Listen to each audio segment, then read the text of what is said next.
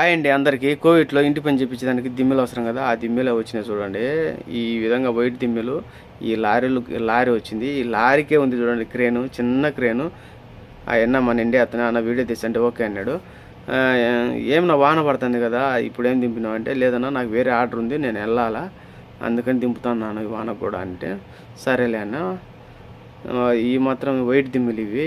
ఈ కోవిడ్లో first floor నుంచి పైకి మొత్తం ఈ వైట్ దిమ్మెలే కడతారు.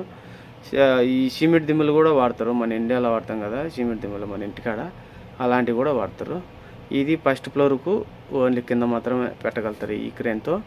వేరే క్రేన్తో మన పైకి కావాలంటే 2వ ఫ్లోర్లో కానీ 3వ ఫ్లోర్కి కావాలంటే ఆ పెద్ద క్రేన్తో వచ్చి పెట్టించుకుంటారు.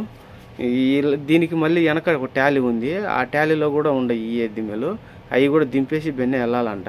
ఇదే బెన్నె దింపేసి వెళ్తాడంట అతను.